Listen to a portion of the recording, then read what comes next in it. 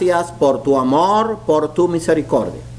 Te pedimos ahora de todo corazón que me uses como instrumento y que prepares cada uno de nuestros corazones, incluyendo el mío, para recibir el mensaje de tu palabra. Sé con cada hermano aquí presente y con aquellos que quizás puedan llegar después, y ayúdanos, Señor, para vivir de acuerdo a tu palabra cada día.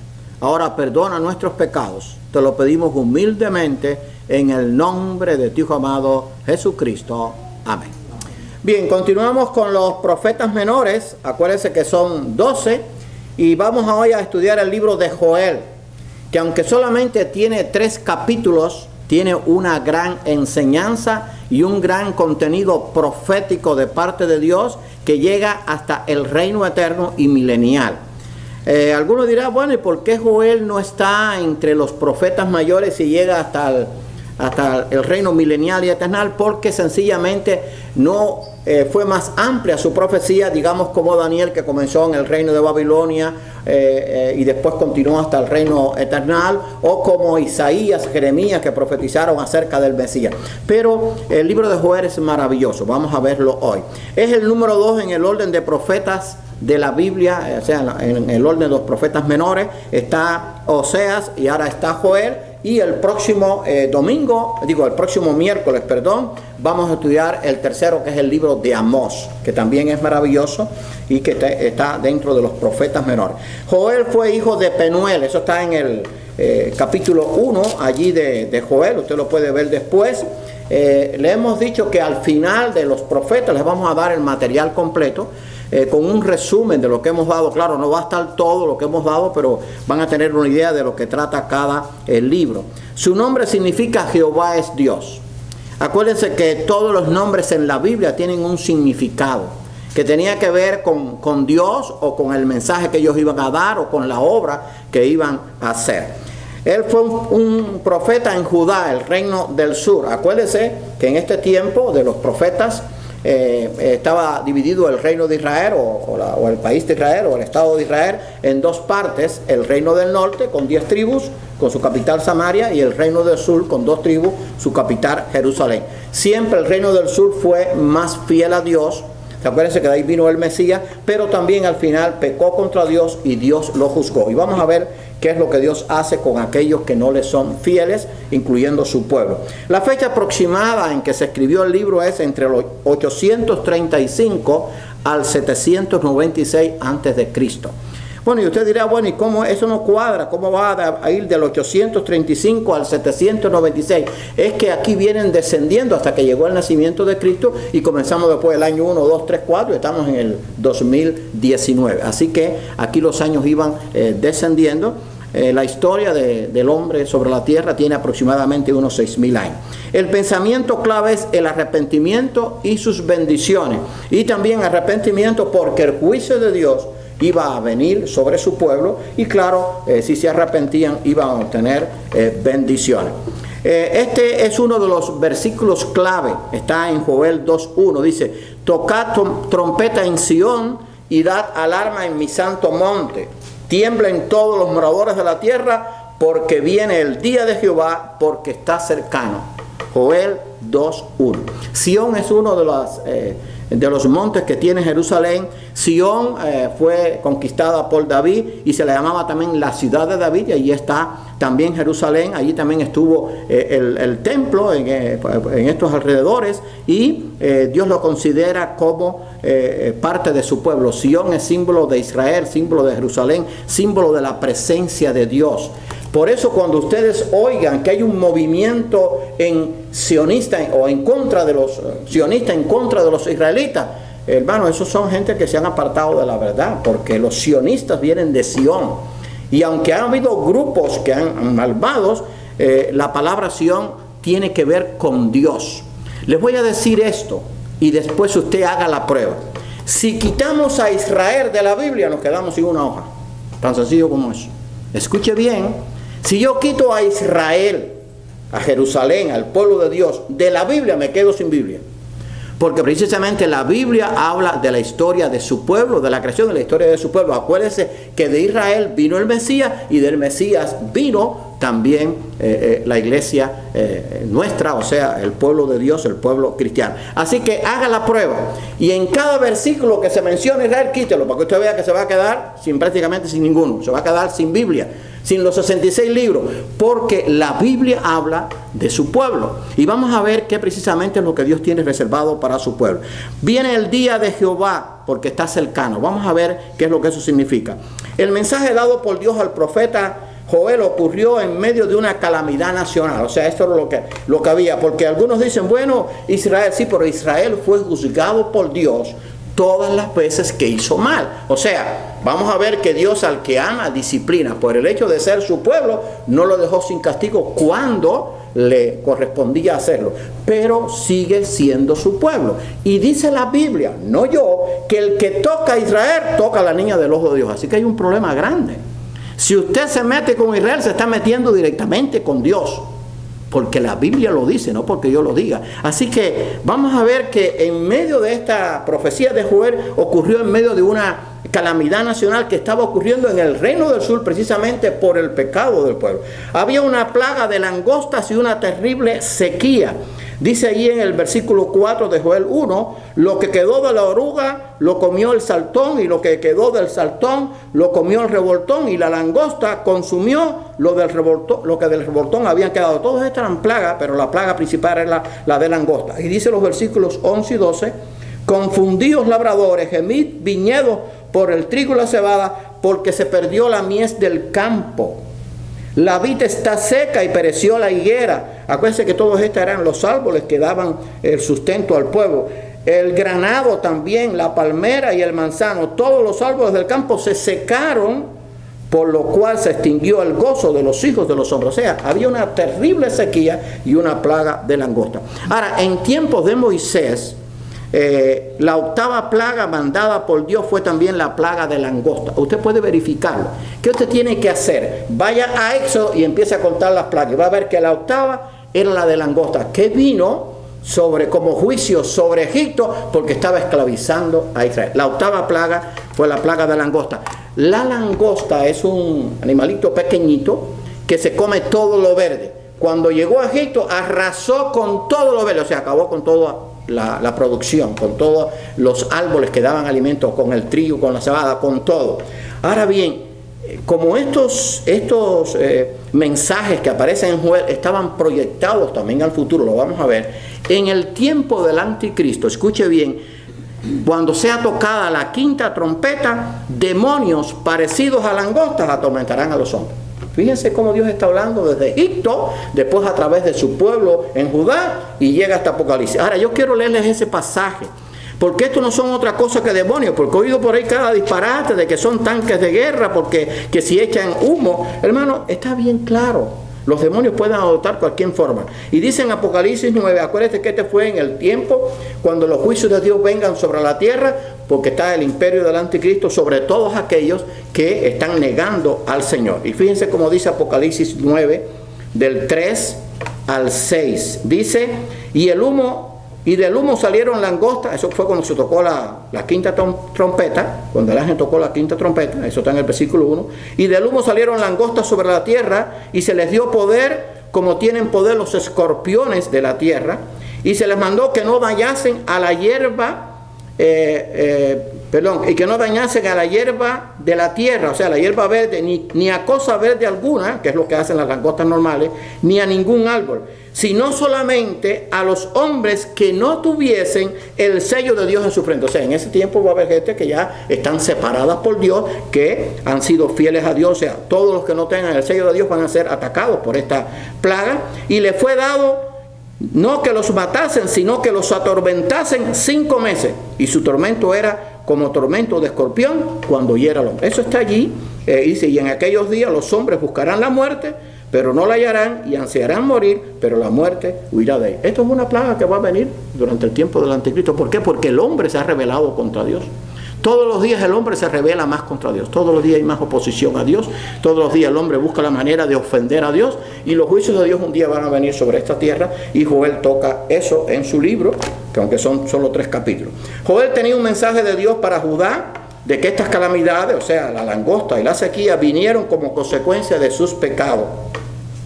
pero también les dio un mensaje para el tiempo del fin. O sea, su profecía abarcaba dos partes. El mensaje presente respecto a la plaga de langosta, eso está en Joel 1, del capítulo 1 hasta el capítulo 2, versículos 27. Y el mensaje futuro respecto al día de Jehová, que está desde el capítulo 2, versículo 28, hasta el capítulo 3, versículo 21. O sea, esta calamidad que estaba pasando el pueblo en este momento que Joel estaba predicando, acuérdense que eso fue hace unos 2800 años atrás aproximadamente, estaba también dando una proyección al futuro juicio de Dios, porque el juicio de Dios es inevitable y va a venir sobre un mundo que cada día se aleja más de él. La expresión el día de Jehová se repite 5 veces en el libro de Joel. Yo se lo voy a leer, pero yo lo busqué, yo lo verifiqué, porque cuando yo preparo el estudio yo lo verifico. ¿Por qué? Porque no quiero darles algo que no es real. Aparece 5 veces en Joel 1:15, en el capítulo 2, versículo 1, versículo 11, versículo 31 y en el capítulo 3, versículo 14. Después usted lo puede verificar. Ahora, otros profetas también la usan. Isaías 2:12, Isaías 13:6 al 9, 14:3 y en Jeremías y todo el libro de Sofonía. Ahora, yo quiero leerle allí en Isaías solamente 1 o 2 pasajes para que ustedes vean a qué se refiere y vamos a explicar bien este día de Jehová. Es al juicio que Dios va a hacer sobre todos aquellos que le niegan. Dice 2:12, porque el día de Jehová de los ejércitos vendrá sobre todo soberbio y altivo, sobre todo enaltecido, y será abatido. O sea, el juicio de Dios va a venir sobre aquellos que le han negado, sobre aquellos que se han opuesto, porque el juicio de Dios es inevitable. En el capítulo 13 de Isaías, dice también hablando del día de Jehová, capítulo 13, versículos 6 al 9, dice, aullad, porque cerca está el día de Jehová, vendrá como asolamiento del Todopoderoso, por tanto toda mano se debilitará y desfallecerá todo corazón de hombre y se llenarán de temor, o de terror, perdón, angustias y dolores se apoderarán de ellos. Tendrán dolores como mujer de parto, se asombrarán cada cual al mirar a su compañero, sus rostros de llama. He aquí el día de Jehová viene terrible y de indignación y ardor de ira, para convertir la tierra en soledad, Israel de ella a sus pecadores. Entonces, ahora dicen y enseñan que Dios es, además que se puede hablar de Dios, de que Dios es misericordia y amor. Ok, eso está correcto. ¿Y dónde está el Dios de ira y de fuego consumidor? Porque si usted va a ver la Biblia habla más de juicio, aunque en el juicio está la misericordia de Dios. O sea, hermanos, no podemos quitarle a Dios los atributos que la forman. Es un Dios justo que va a juzgar con su ira justa a aquellos que le han negado, que le han aborrecido, y también es un Dios de misericordia, porque hasta ahora el Señor no ha venido. Y si usted lee allí en 2 de Pedro 3:9, dice que lo que ha retardado la venida del Señor es la misericordia de Dios, que quiere que todos procedan al arrepentimiento. Pero es para que ya Cristo hubiera venido y hubiera establecido los juicios, porque cuando venga Cristo va a destruir el imperio del anticristo. Así que cuando venga Cristo ya todos esos juicios van a venir sobre la tierra. Así que Dios está teniendo misericordia, pero el día de Jehová va a venir. Ahora, cuando lleguemos al libro de Sofonía, todo el libro de Sofonía habla de ese día de Jehová. Y vamos a ver que allí se habla de la destrucción del universo completo de la tierra y de la creación de cielos nuevos y tierra nueva, que también lo habla Apocalipsis. Ahora, la frase día de Jehová se refiere a aquel tiempo futuro cuando Dios derramará su ira sobre las naciones gentiles por su pecado y odio contra su pueblo Israel. Escuche bien esto, y esto es bíblico, esto no es nada inventado por el pastor Gerardo. La frase el día de Jehová se refiere a aquel tiempo futuro cuando Dios derramará su ira sobre las naciones gentiles por su pecado y odio contra su pueblo Israel, porque lo que es claro en la Biblia es que el que odia a Israel odia a Dios, y el que se opone a Israel se opone contra Dios, independientemente de lo que Israel haya hecho. Dios lo ha juzgado y lo va a seguir juzgando. Israel y Dios están unidos, usted no lo puede separar. Por eso dice que el que toca a Israel toca a la niña de su ojo. Ahora vamos a ver qué dice Joel 3, porque hermano, si no leemos la Biblia no lo podemos saber. Dice allí Joel 3, 1 al 3, porque aquí que en aquellos días y en aquel tiempo en que haré volver la cautividad de Judá y de Jerusalén, reuniré a todas las naciones y las haré descender al valle de Josafat, y allí entraré en juicio con ellas a causa de mi pueblo. O sea, Dios va a entrar en juicio con el mundo a causa de su pueblo Israel, y de Israel mi heredad a quienes ellas se esparcieron entre las naciones y repartieron mi tierra, y echaron suerte sobre mi pueblo, dieron los niños por una ramera y vendieron las niñas por vino para beber. Eso fue lo que hicieron con Israel a través de todos los años esto de esparcimiento y de cautiverio en el mundo entero. Pero yo quiero que usted después en su casa lea esos 3 versículos. Dice: reuniré a todas las naciones, está hablando Dios a través del profeta, y les haré descender al valle de Josafat, y allí entraré en juicio con ellas a causa de mi pueblo y de Israel mi heredad, a quienes ellas esparcieron entre las naciones y repartieron mi tierra y echaron suerte sobre mi pueblo, dieron los niños por una ramera y vendieron las niñas por vino para beber. Oiga, lo que el mundo ha hecho a Israel lo va a tener que pagar caro. Y acuérdense que cuando hablamos de Israel estamos hablando también del Mesías que vino de Israel, que es Cristo. O sea, cuando rechazo a Israel estoy rechazando al Mesías. ¿Qué te parece? O sea, no puede... Déjame ver si puedo explicar esto bien. Si yo digo que soy cristiano, yo no puedo decir que no apoyo y amo a Israel. A ver si no puedo. Porque de Israel vino el Mesías, porque, Cristo no era ni francés, ni era inglés, ni vino de Arabia Saudita, ni vino del África. Vino de Israel, de la tribu de Judá. Era judío. Por lo tanto, yo tengo que amar a Israel, porque cuando yo amo a Israel, estoy amando a Dios, porque Dios ama a su pueblo. Lo ha disciplinado, ya lo he dicho, y lo va a seguir disciplinando. Ahora, dice que Dios va a derramar su odio a los gentiles por su odio. Bueno, va a derramar su ira sobre las naciones gentiles por su pecado y odio contra su pueblo Israel. El valle de Josafat significa Jehová juzga. Eso es lo que significa. Dios va a juzgar allí a las naciones. Podría estar cerca de Jerusalén, aunque no se sabe la ubicación exacta. Y también van a ver que en otra parte de la Biblia dice el valle de la decisión. Es el mismo lugar. No se sabe el lugar exacto, pero cuando se dice el valle de Josafat y el valle de la decisión, los dos se refieren a lo mismo, la decisión de Dios de juzgar a aquellos que se han opuesto a su pueblo. Ahora, creemos que el día de Jehová puede aplicarse a 2 acontecimientos futuros del tiempo del fin. El primero, al juicio de Dios en la batalla de Armagedón, donde Cristo destruirá al anticristo después de la gran tribulación. Acuérdense que durante la gran tribulación ya la iglesia ha sido arrebatada y se implante el reino milenial. Dice allí Joel 3, 11 y 12, Joel 3, 11 y 12, dice: juntaos y venid, naciones todas de alrededor, y congregaos, haz venir allí, oh Jehová, a tu fuerte, despiértense las naciones y suban al valle de Josafat, porque allí me sentaré para juzgar a todas las naciones de alrededor. Echad la hoz, porque la mies está ya madura, venid, descended, porque el lagar está lleno, rebosan las cubas, porque mucha es la maldad de él. Dice: echad la hoz, porque la mies está ya madura. O sea, la mies está madura en el mundo está cada día oponiéndose más a Dios, ¿verdad? Y a todo lo que tenga que ver con Dios. Ahora, vamos a ver qué dice Apocalipsis 19 de esta guerra de Armagedón. Acuérdense que la guerra de Armagedón es la destrucción del anticristo y la implantación del reino milenial, porque la otra batalla, vamos a verla después a lo que se refiere, es otra diferente que va a ser la final. Dice Apocalipsis 19, hablando de esta batalla de Josafat, que fue pronosticada unos 800 años antes, y después unos 900 años después Juan escribió esto. Dice Apocalipsis 19, 19 y 20: y vi a la bestia y a los reyes de la tierra y a sus ejércitos reunidos para guerrear contra el que montaba el caballo y contra su ejército.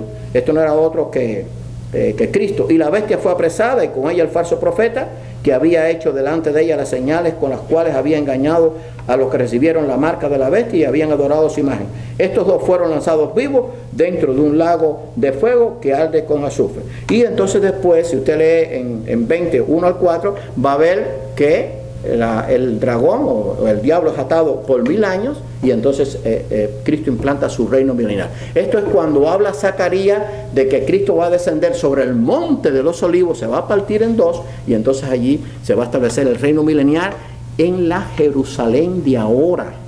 Allí va a estar Cristo reinando en el mundo entero, y de ahí van a salir a predicar, yo creo, y la mayoría lo cree, los estudiosos de la Biblia, que van a salir los 144.000 sellados a predicar en el mundo entero el Evangelio, porque acuérdense que la iglesia va a estar reinando con Cristo en Jerusalén, y ahí sí va a llegar el Evangelio a todos los lugares de la tierra. Ahora, la otra asignación que tiene el día de Jehová es a la batalla final entre Satanás y Dios después de terminado el milenio. Fíjense, Fíjense en la maldad del hombre, para ponerlo allí en perspectiva en nuestra mente y en nuestro corazón. Dios va a permitir que su Hijo Jesucristo esté reinando en su pueblo, en Jerusalén. Los judíos, los 144,000, van a estar predicando. Va a haber paz en ese tiempo. Van a estar predicando el mensaje de Dios con Cristo reinando. Y la mayoría no van a creer. Prácticamente ninguno. Y es posible, bueno, y en el ministerio de Cristo en la tierra, saquen la cuenta cuántos creyeron. Los mínimos, los menos, la manada pequeña. Dice, no temáis manada pequeña, porque a vuestro Padre os ha placido daros el reino. Estaba Cristo reinando en la tierra, está haciendo milagros, resucitando muertos, y la gente no creyó. Va a estar Cristo en Jerusalén, tampoco van a creer. No van a creer, porque el problema del hombre está en su corazón, no quieren creer. Así que eso se refiere a la batalla final entre Satanás y Dios después de terminado el milenio, donde Satanás, todos los demonios y todos los hombres de las naciones que vinieron a destruir a Israel serán echados para siempre en el infierno. Ahora, esto hay que verificarlo. Vamos allí a Apocalipsis 20, 7 al 10. Y Apocalipsis es la última revelación dada por Dios a la iglesia, y dada por Dios al creyente, y dada por Dios al que teme a Dios. Dice allí Apocalipsis 20, 7 al 10. Cuando los 1000 años se cumplan, Satanás será suelto de su prisión. Acuérdense que en estos 1000 años Satanás está atado, no puede estar haciendo de la suya. Porque Dios lo que quiere es darle una oportunidad de 1000 años a la tierra. ¿No es un Dios de misericordia? ¿Sí o no? Porque era para decir, no, ya no hay 1000 años, no te voy a dar ni 1000 minutos, ni 1000 segundos, te voy a eliminar completo. No, 1000 años. ¿Qué misericordia la de Dios? Claro, para Dios 1000 años como un día. Eso es para Dios, pero para nosotros 1000 años son 1000 años. Y aún con esos 1000 años la gente no se va a arrepentir. Así que dice allí Apocalipsis 27 al 10. Cuando los 1000 años se cumplan, Satanás será suelto de su prisión. Y saldrá a engañar a las naciones. Escuche esto, que están en los 4 ángulos de la tierra. Esa es la famosa batalla de Gog y Magog, que hay 2, pero esta se refiere a esa. A Gog y Magog, a fin de reunirlos para la batalla. El número de los cuales es como la arena del mar. O sea que va a venir gente, ¿contra quién? Contra Israel, como la arena del mar. O sea que la mayoría no han creído. Como la arena del mar. Cuente la arena del mar a ver si usted puede. O sea, van a venir que se va a nublar la tierra. Y saldrá, y subieron sobre la anchura de la tierra. Escuche bien, y rodearon el campamento de los santos, refiriéndose a Israel, y la ciudad amada, refiriéndose a Jerusalén. Y de Dios descendió fuego del cielo y los consumió. Y el diablo que los engañaba fue lanzado en el lago de fuego y azufre, donde estaba la bestia y el falso profeta, y serán atormentados día y noche por los siglos de los siglos. Ahí se terminó ya, esa es la última batalla. Después de esto viene el juicio ante el gran trono blanco, y Dios implanta su reino eterno después de haber destruido todo el universo y la tierra y haber creado cielos nuevos y tierra nueva. Ese es el panorama que tenemos. Pero el panorama es un programa para el creyente bueno, porque la victoria está en manos de Dios. Y no va a dejar sin castigo al pecador. Punto. ¿Ustedes no se dan cuenta que todos los días el hombre se rebela más contra Dios? En todo sentido. Nuevas leyes que ofenden a Dios, hay oposición contra el que predica la palabra, hay oposición contra todo lo que se habla acerca de Dios, y quieren confundir a la gente con nuevas ideas y con nuevas creencias. Un llamado al arrepentimiento y la oración. Es por eso que Dios es un Dios de misericordia, porque en medio de esto lo hizo en el tiempo de Joel, pero también lo va a hacer en el tiempo del fin. Por eso pues ahora, dice Jehová, convertíos a mí de todo vuestro corazón con ayuno y lloro y lamento, dice Joel 2:12. A pesar de que su pueblo había pecado, le dice, oye, ven y arrepiéntate y ora y llora, y entonces yo te voy a perdonar. Y va a haber un remanente. Acuérdense que no todos los israelitas van a creer, es un remanente el que va a creer. Pero por ese remanente Dios sigue amando a su pueblo. Acuérdense que en el tiempo bíblico siempre hubo un remanente en Israel que obedeció a Dios. De ese remanente salieron los profetas, salieron los jueces, los reyes que hicieron lo bueno, pero siempre fue un remanente. Y los que creen en Cristo también somos un remanente. No es la mayoría, es la minoría. Pero va a haber un remanente que va a ser una gran cantidad comparado con todo el total de judíos, pero va a ser un remanente. Se calcula que por el mundo hay, algunos dicen que hay más de 50 millones de judíos regados por el mundo. En Israel creo que hay ahora unos 6 millones, un poco más. Aquí en Estados Unidos hay una gran comunidad judía, en otros países también. Pero no van a convertirse en los 50 millones, pero va a haber un remanente de ellos. A tal grado que Dios va a poder escoger de entre ellos a 144,000 sellados para predicar. Digo, sí, 144,000 dije, ¿no? 144,000 sellados para predicar en el mundo. Ustedes se imaginan 144,000 misioneros predicando en el mundo el Evangelio de Cristo sin ningún obstáculo. O sea, llegan a la China, están las puertas abiertas. Llegan a Corea del Norte, están las puertas abiertas. Llegan al África, llegan a los países musulmanes, está toda la puerta abierta porque Cristo está reinando en Jerusalén y Dios los va a permitir como testimonio, predicando el mensaje de salvación. Pero a pesar de eso, la gente no se va a arrepentir. Yo tuve un familiar que después, gracias a Dios, él creyó en el Señor, un tío que yo tenía, pero en una oportunidad antes de eso me dijo un día: chico, eso que tú me dices está muy bien dicho y tú tienes mucha razón, pero el problema es que yo no quiero creer. Entonces hay gente que son así, hay gente que no quieren creer, punto. No lo puedo obligar. Sí, ahí tienes un buen argumento porque la Biblia lo dice, porque está comprobado, pero mire, el problema es que yo no quiero creer. Gracias a Dios que después él recibió a Cristo en su corazón. Ahora, fíjense lo que Dios dijo a su pueblo además de esto: rasgad vuestros corazón y no vuestros vestidos, porque en el tiempo antiguo, ¿qué pasaba? Cuando querían demostrar arrepentimiento, se rasgaban los vestidos. Pero ellos lo hacían hasta por gusto, se rasgaban los vestidos y se murió el gato, se rasgaban los vestidos si la puerta estaba chirriando, por cualquier cosa se rasgaban los vestidos. Entonces Dios le dijo: no, eso no funciona así, porque rasgar los vestidos era una señal de arrepentimiento, pero si se hacía de verdad. El problema era que rasgaban los vestidos, pero su corazón seguía endurecido. Por eso Dios les escribió eso. Eso era una costumbre en el tiempo bíblico. Rasgad vuestro corazón y no vuestros vestidos, y convertíos a Jehová vuestro Dios, porque misericordioso es y clemente, tardo para la ira y grande misericordia, y que se duele del castigo. Busque eso allí Joel 2:13. Lo voy a leer aquí en la Biblia ahora, porque yo lo puse allí, pero puede ser que yo lo haya puesto mal. Ahora búsquelo en su Biblia. Rasgad vuestro corazón. Esto fue de parte de Dios, y no vuestros vestidos, y convertidos a Jehová vuestro Dios, porque misericordioso es y clemente, tardo para la ira y grande misericordia, que se duele del castigo. ¿Cuántas veces Él castigó a su pueblo? ¿Cuántas veces Él ha castigado a aquellos que han dicho seguirle? Pero Él se duele del castigo, es decir, se entristece de tener que aplicar disciplina. Pero si vamos a Hebreos 12, dice la Biblia que Dios al que ama, disciplina. Por ejemplo, cuando nosotros disciplinamos a nuestros hijos, a veces nos duele o lo sentimos o nos sentimos tristes, pero lo hacemos porque los amamos, para corregirlos, para que ellos puedan hacer lo correcto. Eso es lo que fue enseñado en la epístola de los Hebreos, dice allí Hebreos 12, y eso es lo que Dios ha hecho con su pueblo. A pesar de que le ha dolido, en sentido de que se ha entristecido por hacerlo, Dios ha disciplinado a su pueblo para que su pueblo aprenda, y también nos ha disciplinado a nosotros y ha disciplinado a la iglesia a través de estos 2000 años. Dice Hebreos 12, 5 al 7: y habéis ya olvidado la exhortación que como hijos se os dirige. Y esto estamos hablando de cerca de 900 años después.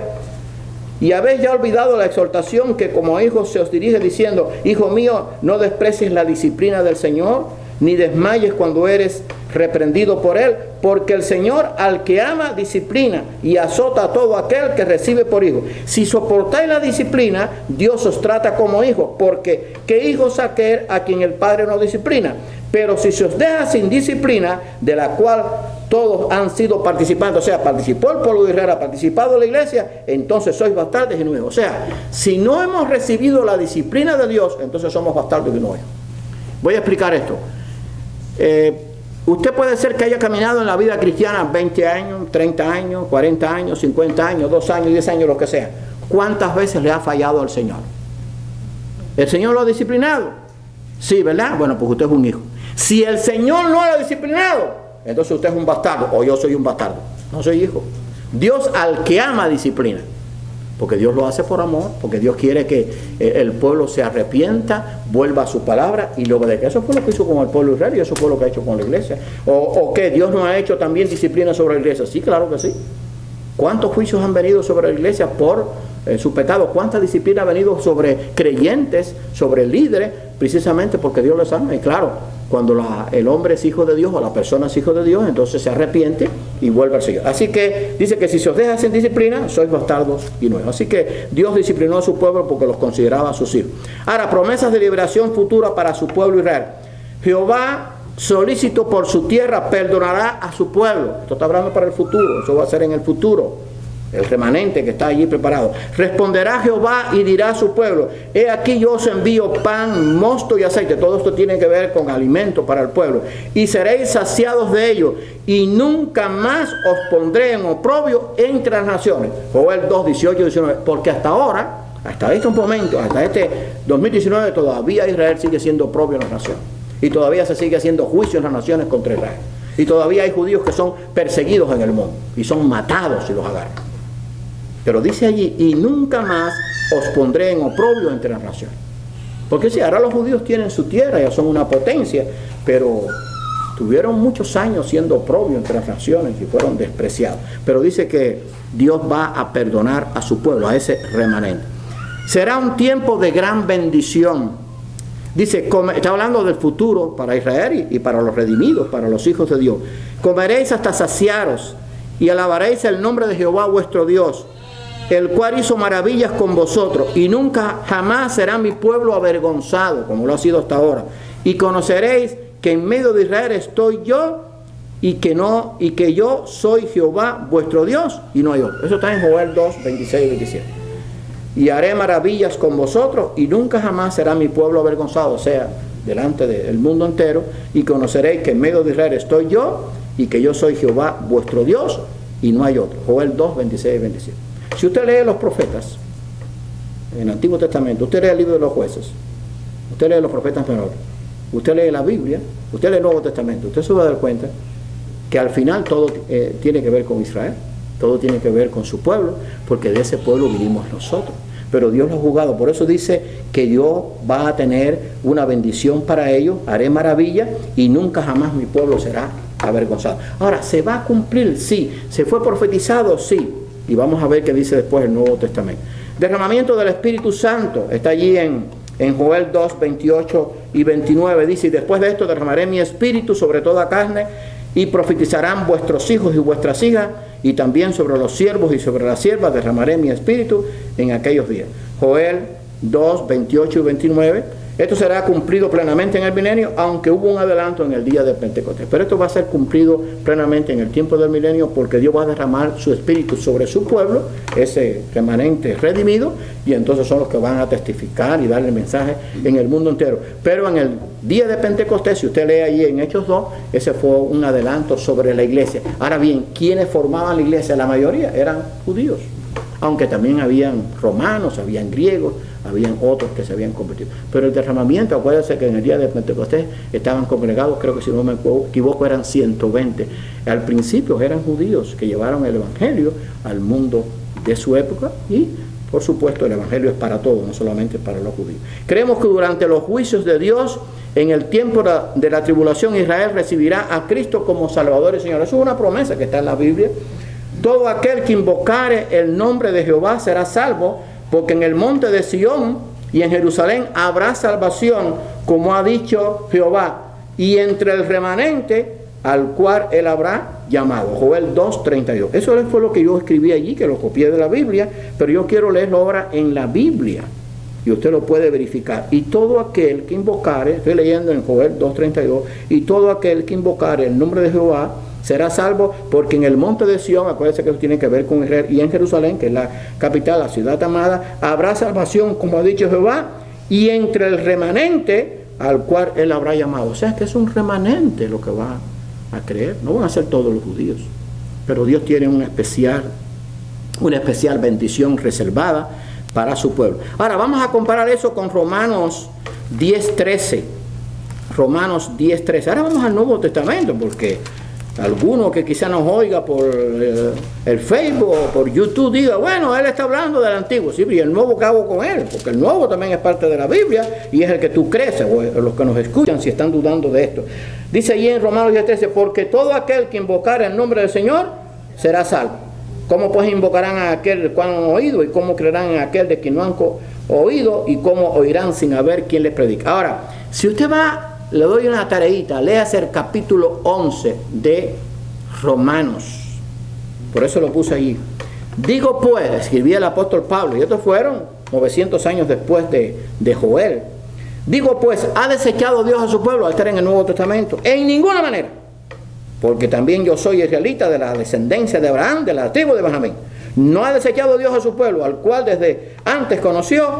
¿O no sabéis que dice de Elías la escritura como invoca a Dios contra Israel diciendo: Señor, a tus profetas han dado muertes y tus altares han derribado? Todo eso lo hizo Israel y solo yo he quedado y procuro matarme. Pero ¿qué les dice la divina respuesta? Me he reservado 7,000 hombres que no han doblado la rodilla delante de Baal. Así también aún en este tiempo ha quedado un remanente escogido por gran. O sea, va a haber un remanente de Israel que va a creer. Eso está allí. Dios no ha desechado a Israel, porque es que hoy se enseña eso de que Dios desechó a Israel y está la iglesia. Eso, Dios ni ha desechado a Israel, ni ha desechado a la iglesia, por supuesto. Y la iglesia depende de Israel, viene de Israel por el Mesías. Así que ahí está, si usted quiere, léase después el capítulo 11 de Romanos, que es en el Nuevo Testamento. Ahora, las naciones gentiles serán juzgadas por Dios. Fíjense todo este libro de Joel, que solamente son 3 capítulos, todo lo que dice. Juntaos y venid, naciones todas de alrededor, y congregaos. Haz venir allí, oh Jehová, a tus fuertes. Despiértense las naciones y suban al valle de Josafat. Otra vez, Dios juzga, o Jehová juzga. Porque allí se sentará para juzgar a todas las naciones de alrededor. Echad la hoz, porque la mies está madura. O sea, el juicio de Dios está ya al venir. Porque las copas de la ira de Dios ya están casi llegando al borde. Y cuando las copas de ira se desborden, entonces se van a hacer derramadas. Acuérdense que en los juicios del Apocalipsis vienen de 3 formas. Las copas, 7 copas, 7 sellos y 7 trompetas. Esas copas, cuando la copa de la ira de Dios se llene, ya está llegando casi al tope. Porque yo pregunto, cuando usted ve tanta maldad en el mundo, ¿no es que la copa de ira se le está llenando? Si usted como hombre y yo como hombre se nos llena, imagínense la de Dios. Pasa que Dios es un Dios paciente, no es hombre como nosotros, un Dios que tiene misericordia y que todavía sigue esperando. Pero ya la copa está llegando al final, o sea, al final de rebosar.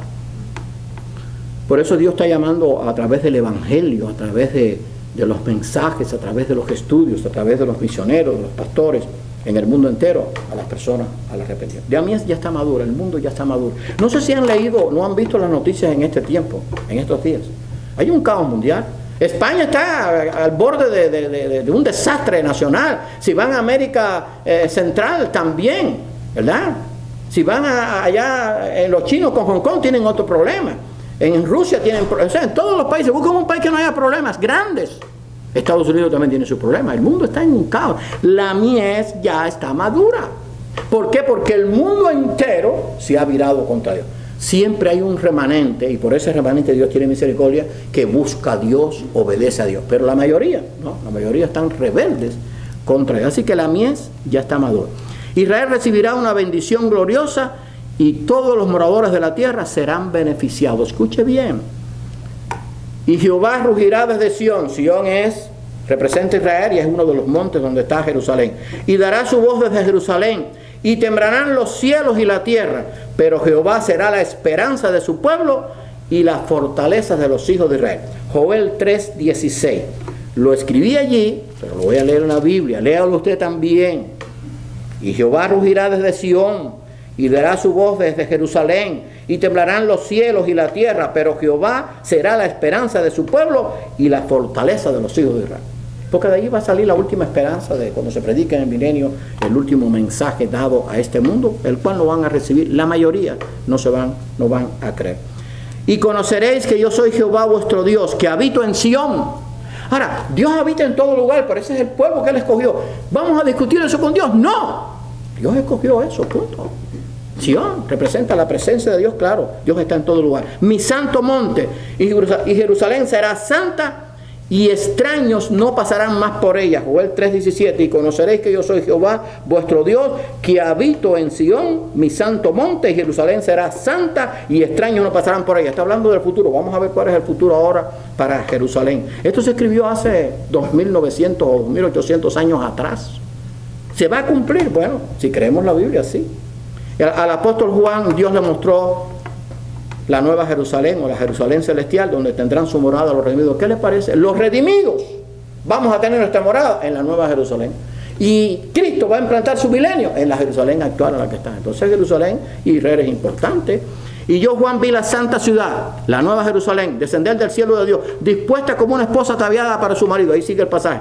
No entrará en ella ninguna cosa inmunda o que hace abominación y mentira, sino solamente los que están inscritos en el libro de la vida del Cordero. Apocalipsis 21, 2 y 27. Y con esto concuerda lo que dice 900 años antes había dicho, antes de que se escribiera esto, había dicho el profeta Joel: y conoceré que yo soy Jehová vuestro Dios, que habito en Sion, mi santo monte, y Jerusalén será santa, y extraños no pasarán por ella. Dice, y no entrará en ella, o sea, en Jerusalén, ninguna cosa inmunda o que hace abominación y mentira, sino solamente los que están inscritos en el libro de la vida del Cordero. Para estar inscritos en el libro de la vida del Cordero hay que creer en Cristo como Señor y Salvador y obedecerle. ¿Cómo se salvaban los antiguos? Por la fe en el Mesías. ¿En qué Mesías? En Jesucristo. No en otro Mesías, en Cristo. El que vino por la línea de David. ¿Se acuerdan que a Cristo se le llamaba el hijo de David? Porque el corazón de David era conforme al corazón de Dios. Así que no se ponga usted a cuestionar ahora que si, ¿por qué David? Porque Dios lo escogió, porque conocía el corazón de David. Y le decían, el hijo de David. ¿No se recuerdan? Lean la Biblia. Digo, no, si usted lo quitó de la Biblia, bueno, pero yo no lo he quitado ni lo voy a quitar. El hijo de David.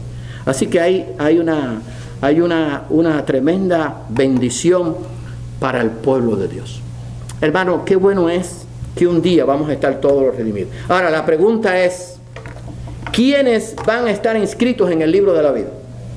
Los que han creído verdaderamente, se han arrepentido y cumplen con la palabra de Dios. Claro, si se han arrepentido, han creído verdaderamente, van a cumplir con la palabra de Dios. Ahora, una vez inscrito, no se borra nadie, porque Dios no se equivoca. Hay un pasaje que quiero leérselo, con eso vamos a terminar, que está en Apocalipsis. Dice allí en Apocalipsis que Dios no borrará los que están inscritos en el libro de la vida. Bueno, lo dice en una de las mensajes a las 7 iglesias. Y no borraré, es una aseveración, no es una posibilidad, o sea, es una aseveración. Dios no va a borrar. ¿Qué pasa? Cuando una persona cree verdaderamente, esto es lo que sucede. La persona se arrepiente verdaderamente, Dios lo sella con el Espíritu Santo. ¿Quién quita el sello del Espíritu? ¿Quién lo puede quitar? Nadie. Ni Satanás con todos los demonios. Después que lo sella, lo inscribe en el libro de la vida, pero no con tinta china, ni con tinta azul, ni con tinta de bolígrafo. Lo escribe con la sangre de Jesucristo. ¿Quién puede borrarlo? Ahora, ¿puede suceder que Dios se equivoque al anotar a alguien en el libro de la vida? No, Dios no se equivoca. Ahora, lo que puede ser es que tú no seas anotado o yo no sea anotado si no hemos creído. Lo que hemos creído, hemos sido anotados. ¿Saben lo que cada persona tiene en el libro de la vida? Una parte. Dice allí en Apocalipsis. Deja ver si encuentro ese pasaje.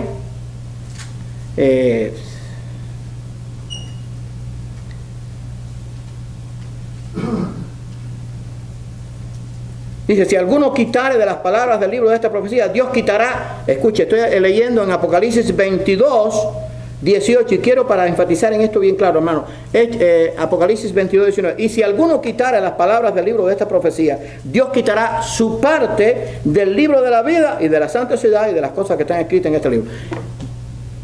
Dios en su misericordia a cada uno le da una parte en el libro de la vida.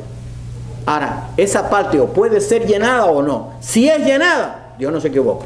Ustedes se imaginan a Dios en el día del juicio final, abre el libro de la vida y entonces dice, fulano, no, me equivoqué, este lo voy a borrar. Dios no se equivoca. Ahora, el problema es ser inscritos. ¿Quiénes son inscritos? Los que han creído verdaderamente, los que nos hemos arrepentido y hemos recibido a Jesucristo. Eso no quiere decir que no pequemos, o sea, que no cometamos pecados a veces sin desearlo, pero por eso nos tenemos que arrepentirnos. Porque Dios pagó, Cristo en la cruz pagó por mis pecados pasados, mis pecados presentes y mis pecados futuros. Eso no es una licencia para pecar, pero eso me garantiza a mí que tengo vida eterna si he creído verdaderamente en Cristo. O sea, tengo una garantía. Si estoy inscrito, no voy a ser borrado. Eso es lo que se llama la seguridad de la salvación. No se pierde. La salvación no se pierde. Si alguien se lo dice, entonces usted está diciendo que Dios se puede equivocar. Porque Dios anota al que ha creído y no anota al que no creyó. No, eso puede venir uno a la iglesia, fíjense, puede levantar su mano, se puede bautizar, puede predicar, se puede convertir en pastor, se puede convertir en un evangelista internacional y no ser anotado porque no creyó verdaderamente.